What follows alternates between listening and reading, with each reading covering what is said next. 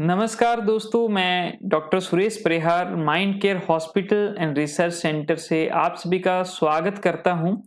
आज इस बहुत ही उपयोगी वीडियो में जिसका जो टाइटल है, शीर्षक है, जो कि आज पूरा ग्राफिक्स के साथ में मैं बात करने वाला हूं कि जो भूतकाल की चिंता युक्त विचार होते हैं और वो जो बातें हैं, वो विचार हैं हमारे माइंड के अंदर बहुत सी बार वो पकड़ जाते हैं, माइंड के अंदर स्टक हो जाते हैं।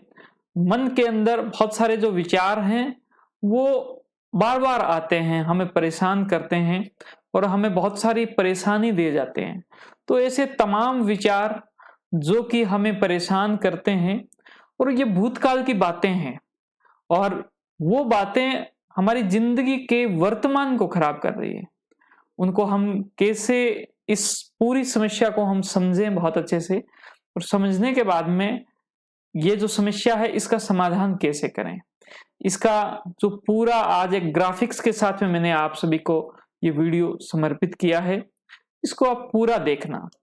साथियों, सबसे पहले हम मुख्य बात करें कि ये जो पूरी प्रोसेसिंग है ये होती कैसे है, कि आपका जीवन जो है वो हर दिन एक नया जीवन है और ये आगे बढ़ता रहता है और इस जीवन के अंदर बहुत सी प्रकार की जो घटनाएं हैं वो होती है।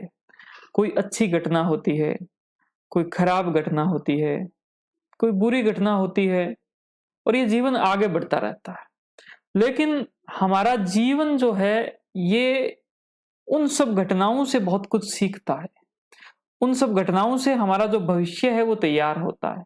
इस पूरे प्रोसेस के दौरान हमारी याददाश्त ऐसी घटनाओं को अपने साथ बहुत ज्यादा जोड़ लेती है, जो घटनाएं हमारे साथ में बहुत ही बुरा जिसने असर डाला था, जिसने हमें बहुत परेशान किया था, हम बहुत दुखी हुए थे। तो यहाँ पर प्रोसेस क्या रहता है, माइंड डिस्टर्ब किन चीजों से होता है कि जो घटना हमारे जीवन में घटित हुई उस घटना के साथ में बहुत सारी जो बुरी यादें थी, जो खराब बातें थी, वो जो खराब बातें, बुरी यादें या जो खराब विचार हैं, वो विचार जो है हमारे माइंड के अंदर स्टक कर गए, हमारे माइंड के अंदर वो चिपक गए और वो बार बार हमें परेशान करते हैं।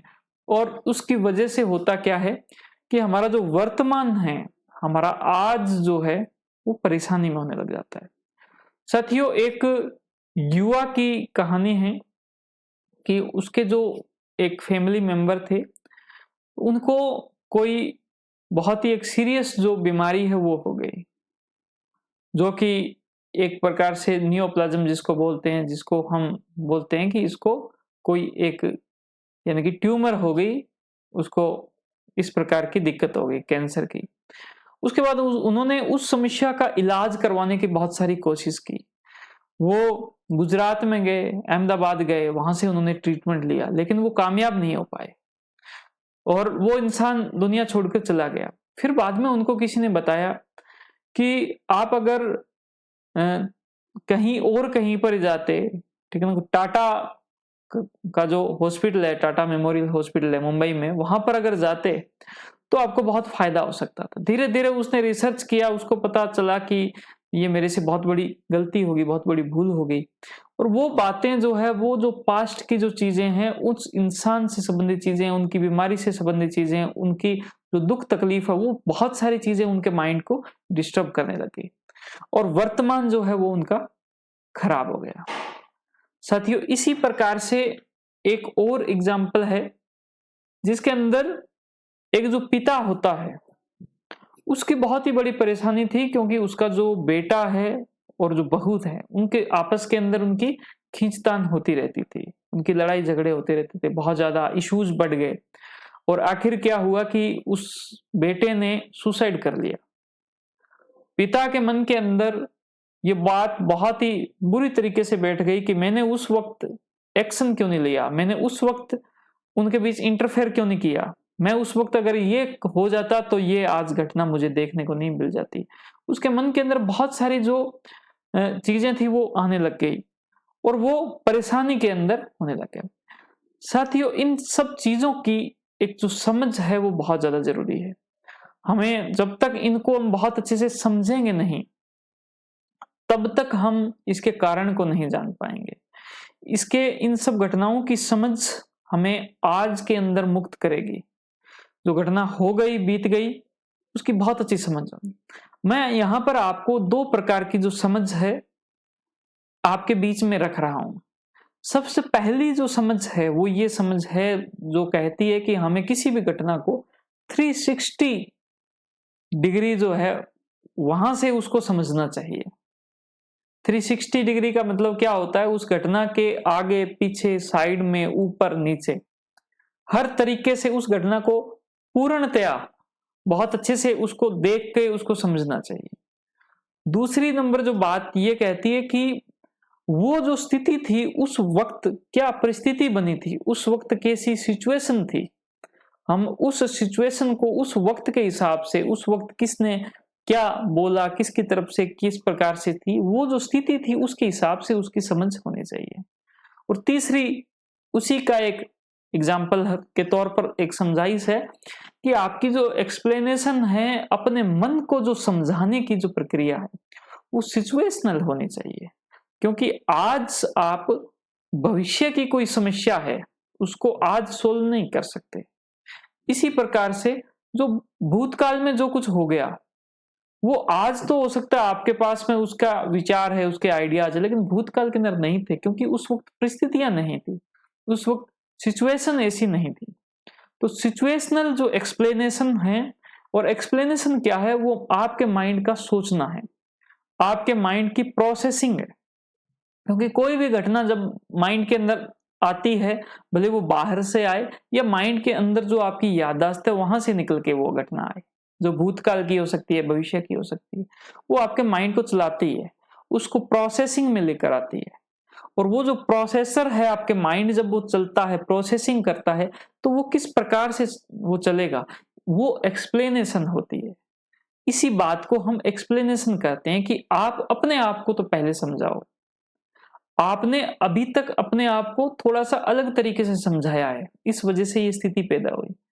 अगर आप अपने आप को बहुत ही एक अलग तरीके से समझा लोगे, अच्छे तरीके से समझा लोगे। अब स्थिति पैदा क्यों हुई? क्योंकि आपने जो भूतकाल में जो घटना घटित हुई थी उस घटना को आपने 90 डिग्री एंगल से समझाया था। यानी कि आपके सामने कोई घटना हुई थी, सिर्फ आपने एक ही दिशा से उसको देखा है। तो आप ज्यादा से ज्यादा जो है, अब मैं अगर एक ही दिशा से आपको देखूं तो मैं ज्यादा से ज्यादा जो है 90 डिग्री तक देख सकता हूं, इससे ज्यादा मैं नहीं देख सकता। उस घटना के उधर की साइड में क्या हो रहा है मुझे नहीं पता। दोस्तों, उस घटना को आपने पर्सनल तौर पर समझा है, जहां पर आपको लगता है कि गलती सिर्फ मेरी है, जहां पर आपको लगता है कि इसके अंदर सब कुछ मुझे ही करना चाहिए था। उस वक्त उस घटना के घटित होने के अंदर बहुत सारे फैक्टर्स होते हैं, बहुत सारे जो कारण होते हैं, वो सारे कारण मिलकर फिर ये घटना बनाते हैं। तो ये जो सारे कारण हैं, उन सारे कारणों को अगर आप इंक्लूड नहीं करोगे तो उस घटना को आप समझ नहीं सकते। और इसी प्रकार से माइंड की जो प्रोसेसिंग है वो पर्सनल प्रोसेसिंग होनी चाहिए, पर्सनल प्रोसेसिंग नहीं होनी चाहिए। आपकी प्रोसेसिंग वहां पर पर्सनल प्रोसेसिंग हो गई है। तो पर्सनल एक्सप्लेनेशन अगर आप उसका करते हो, पर्सनल अगर प्रोसेसिंग उसकी आप करते हो, तो आपको दर्द महसूस होगा। ये एक नेगेटिव एटीट्यूड है, इसी वजह से ये जो ऊपर लिखा हुआ है ये नेगेटिव माइंड का एक नेगेटिव जो प्रोसेसिंग है उसको डिनोट करता है। और अगर आप ये जो 3 प्रकार की जो चीजें हैं इसको अगर आप इंप्लीमेंट करते हो तो ये आपके माइंड की पॉजिटिव प्रोसेसिंग जो है वो रहता है। तो आप इन दोनों से समझ सकते हो कि हमें भूतकाल की समस्याओं को, भूतकाल की परिस्थितियों को, भूतकाल की जो घटनाओं को कैसे समझना चाहिए।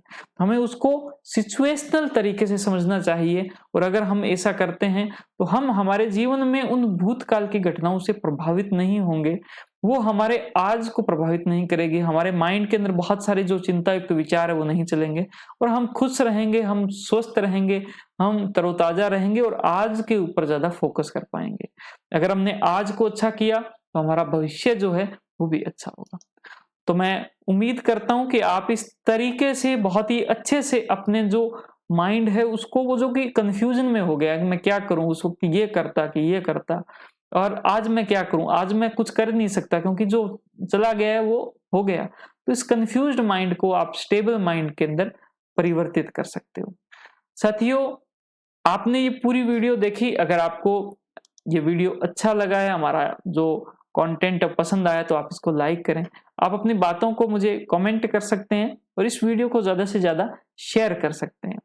आपके लिए एक बहुत ही खास सूचना है, और वो सूचना ये है कि हमने आपकी तमाम प्रकार की जो मानसिक समस्याएं रहती है, उन समस्याओं के एक अच्छे निराकरण के लिए सीबीटी थेरेपी एडवांस के नाम से कोर्स तैयार किया है, जो कि हमारी digital mind care India website पर उपलब्ध है। इसका लिंक इसी वीडियो के साथ में दिया हुआ है, वहां पर जाकर आप ये वेबसाइट चेकआउट कर सकते हैं। और अगर आपको इस कोर्स से बेनिफिट लग रहा है तो आप ये कोर्स ले सकते हैं।